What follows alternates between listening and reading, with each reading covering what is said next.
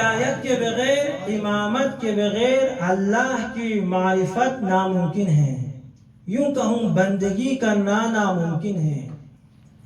اسی لیے پیغمبر اکرم نے امیر المومنین سے فرمایا یا علی انت والاوصیاء من بعدک اعراف، آپ اور آپ کے بعد آنے والے تمام اوصیاء، آپ کے جانشین سب کے سب اعراف ہیں۔ اس کا کیا مطلب ہے؟ لا یعرف اللہ الا بسبیل معرفتکم، اللہ کی معرفت نہیں ہو سکتی الا مگر آپ کے توسط سے، آپ کے بعد آنے والے اوصیاء اماموں کی توسط سے، اولیاء کی توسط سے اللہ کی معرفت ہو سکتی ہے۔ لا يدخل الجنہ الا بمعرفتکم، کوئی جنت میں داخل نہیں ہو سکتا الا آپ کی معرفت سے اور آپ کے اوصیاء کی معرفت سے۔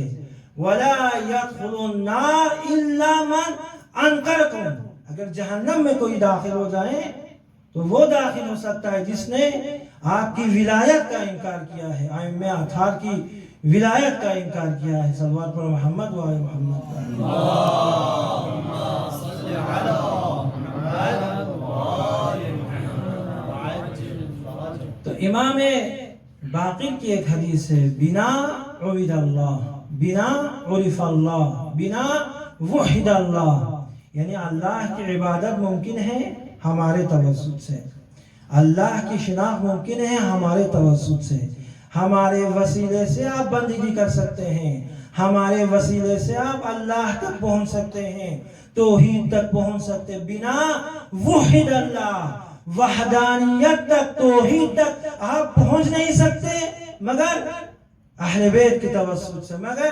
امام اور ولی خدا کے توسط سے۔ یوں کہوں نماز نہیں امام کے بغیر، ولی خدا کے بغیر، قرآن نہیں ولی خدا کے بغیر، بندگی نہیں ولی خدا کے بغیر۔ یہ کیسے ہو سکتا ہے؟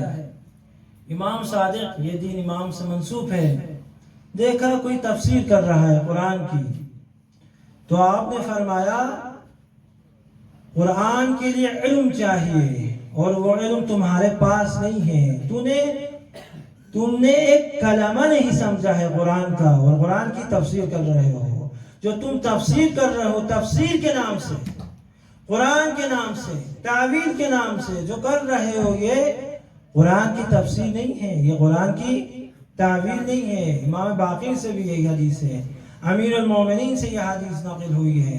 آپ نے دیکھا ایک شخص تفسیر کر رہا ہے تو آپ نے پوچھا حل عرفت تعویل القرآن، قرآن کی تعویل کو جانتے ہو؟